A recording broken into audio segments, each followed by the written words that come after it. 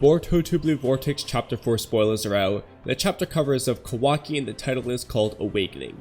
Now the chapter starts off with Boruto facing off against Kawaki, but the frog tells Boruto that he needs to hurry, and so Boruto uses the Flying Thunder God Jutsu to travel to where the Ten Tails is.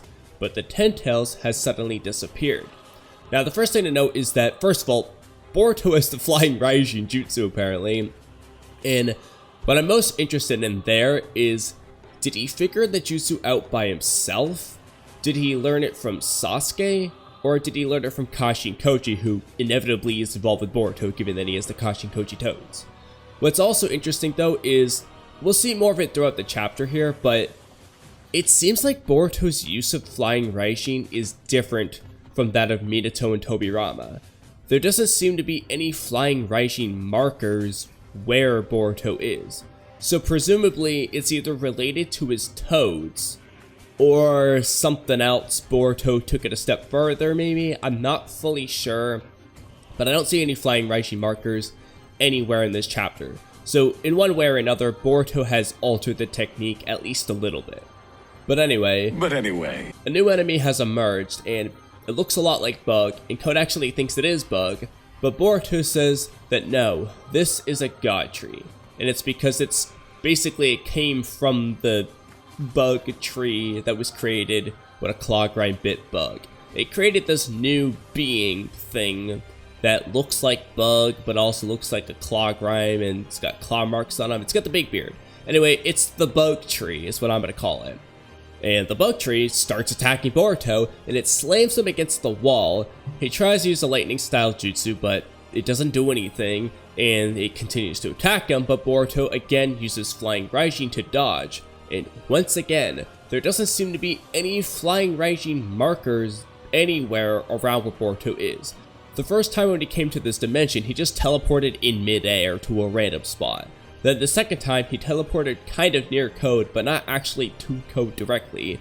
So it doesn't really seem like Code is the Flying Raijin marker spot in this case. Granted, Boruto did touch Code when he did the Rasengan Uzuhiko, but he's not teleporting to Code, so I think Boruto has taken the Flying Raijin a step further.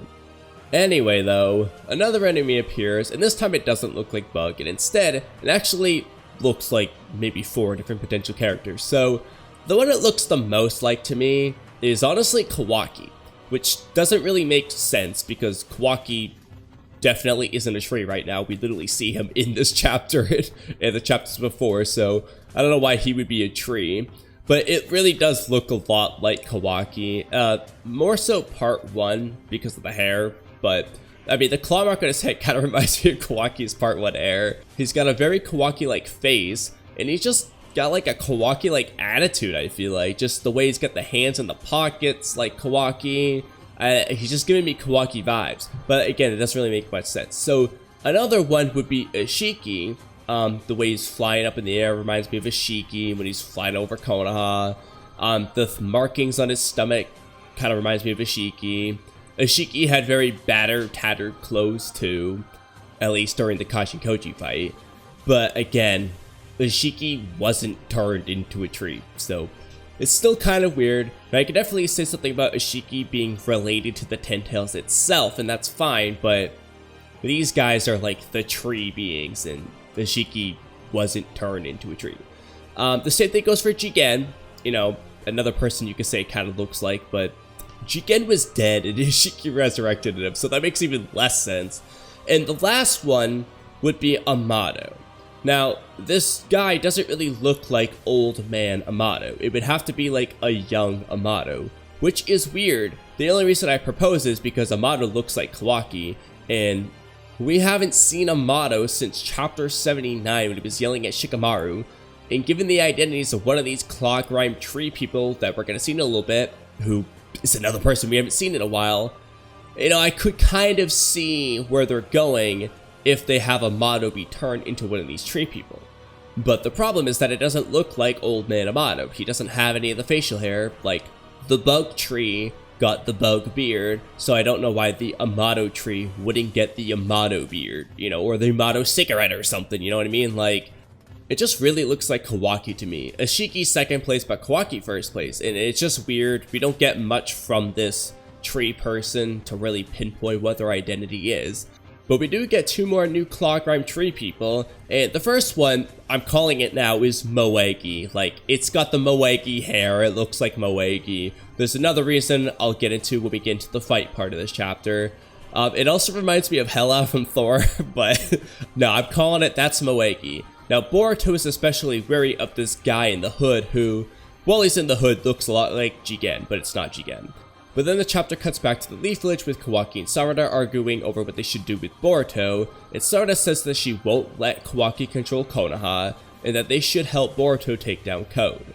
But Kawaki is probably being like, no, we should kill Boruto first, or something like that, causing this whole dispute to begin with. But then the chapter cuts back to the fight in the Ten Tails dimension, where it doesn't take a rocket scientist to look at these panels and figure out who the identity of the hooded man is. It very clearly looks just like Sasuke. It's clear as day that's who that is. And the guy even uses a lightning style jutsu that looks just like a Chidori, and Boruto has to do the classic Rasengan versus Chidori clash against his master who's become a tree person. So there we go. We have our answer as to what happened to Sasuke and why he hasn't been in the manga for the first 3 chapters of Boruto Part 2. It's because at some point over the time skip, Sasuke became a tree. The meme is real. When Boruto fought Code that time like a year ago, whatever, and Code got his scar, that's probably when Sasuke got turned into a tree, and that's probably around the time that Boruto met Kashin Koji, and Kashin Koji became his new master instead. Personally, I'm not surprised by this whatsoever. Sasuke wasn't there the first 3 chapters, and it was a little bit weird. And I've been saying for a very long time that I thought Sasuke was going to get removed from the story just like Naruto, although I thought it would happen at the end of part 1, not over the time skip. And then there's also the fact that Boruto at some point faced off against Code like a year ago and Code got a scar, and they just haven't mentioned Sasuke at all. It's been really weird, so I'm just not surprised by this whatsoever. We've also been memeing about this exact thing happening on our podcast for a while now. We've been saying that Sasuke is a tree. We even went on a whole troll telling someone that Sasuke means tree in Japanese just to really play this up, and sure enough, that's exactly what happened. But I'm more so curious whether or not you guys like Sasuke being taken out of the story over the time skip instead of in part 1. For me personally, I would have preferred that it happened in part 1. I do think that it would have been a little bit more impactful and would have hit harder if we saw in real time. That's just my opinion. That's how I always wanted it to go down. But how do you guys feel about that? Do you like it happening over the time skip better? Or would you prefer that it happened in part 1 like I would? Let me know what you think below.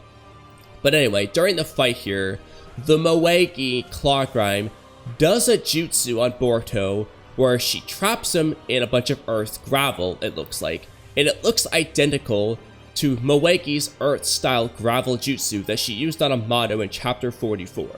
It literally looks the same, it does the exact same thing. I get the feeling that these Claw Grime people can use the abilities, or at least variants of the abilities, of the person that they, turn into a tree. Because the Sasuke one uses Chidori, the Moegi one uses the Moegi Earth-style gravel jutsu. Yes, I stand by it. This is Moegi. I'm telling you, it's Moegi. And then the Bug one, I guess, is just using some ninja tech ability that Bug could probably do or something like that. We never actually saw Bug fight, so I'm just assuming that's a Bug technique there. And then, of course, the one that looks like Kawaki doesn't do anything this chapter, so I can't confirm nor deny whether that is Kawaki, Ishiki, Amado, or whoever. He does, however, talk at least a little bit. He says, "Our ego has just awakened, and our overflowing curiosity and thirst for knowledge has surpassed our instincts to eat you. For now, wherever you run, wherever you are in the world, you can never escape your destiny." Now, what I find most interesting about that last sentence about escaping destiny and stuff is how that relates to Ishiki's conversation with Kashin Koji way back in chapter 47. When he was talking about how all genes have a predestined fate. It's kind of like a similar philosophy here, and that could either just be because all otsutsuki have a similar destiny philosophy, or the Divine Tree and Ten Tails themselves also have this same destiny philosophy, or Ishiki's essence or will has somehow seeped into the Ten Tails to have this effect on each of the Clock Grime people so that they have a similar philosophy as Ishiki. I can't say for sure what exactly is going on there. All I'm saying is I see the similarity. And of course, the whole our ego has awakened thing and our curiosity and thirst for knowledge has surpassed our instincts to eat you for now is just referring to how these Clock Grime have evolved into otsutsuki-like people tree things. They actually have articulate thoughts now, you know, they just evolved. And I should also, I guess, mention the fact that they all have Rinnegan, just like that Rinnegan Clock Grime that was fighting Kawaki back in chapter 1. And they're also very strong. Now, the funniest thing about this chapter, to me at least, is so when they're kind of beating up Boruto here, he asks Code for help, and Code just leaves. He leaves Boruto to fight them by themselves, obviously because he thinks that they're going to beat Boruto, so he just dips, and it's funny. Boruto, though, can just do the same thing. He literally uses Flying Raijin to escape, and he goes back to his hideout, where that hideout is the Sasuke tree, and lo and behold, Kashin Koji is there waiting for Boruto. So finally, after freaking like 3 years or whatever it's been, Kashin Koji is finally actually returned to the manga.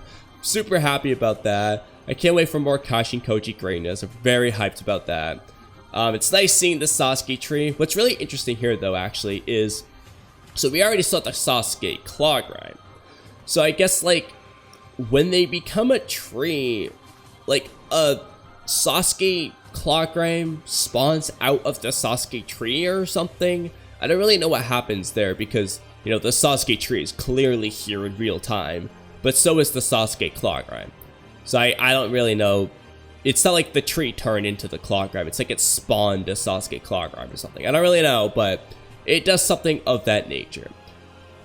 This is a very, very interesting chapter. I enjoy the twists and turns and the interesting stuff here. Code isn't dead. That's a plus for me. We've got our Clock Grime evolution. Boruto's too late. Plus for me. Obviously, I don't want Boruto to just defeat the threat immediately. Another interesting thing, actually, kind of random, is that Code doesn't really look like he's dizzy anymore in this chapter. Like, is the Rasengan Uzuhiko still affecting him? I don't know. I mean, granted, he doesn't do anything, but he's just not noticeably dizzy. I guess he's able to keep up with watching everything. I don't know. But anyway, it's a very interesting chapter nonetheless. But I want to hear what you guys think. What do you think about the Sasuke revelation? He's become a tree. What do you think about each of the identities of these Clock Grime people? So obviously, I think it's clear as day that the Bug one is Bug. It's clear as day that the Sasuke one is Sasuke. Are you with me that that is Moegi over there, the one with the goofy hair? It's gotta be Moegi, I stand by it. And most importantly, who do you think is the one that looks kind of like Kawaki, Ashiki, and maybe Yamato? It's gotta be one of those three anyway. Who do you think that one is? Who became that tree? Is it some timey-wimey time travel stuff to make Kawaki a tree? Or is it just Yamato or Ashiki? What do you guys think, and how hyped are you about Kashin Koji's return? Let me know in the comment section below, but that's a wrap on today's video, so thank you guys for watching until the end. You're already under my genjutsu. Don't forget to subscribe, leave a comment, like the video, check out my podcast channel, check out Peak Fiction, become a member, and hit the bell icon for notifications. Sorry, Sasuke. Maybe some other time. Have a great rest of your day, and I'll catch you guys next time. Bye.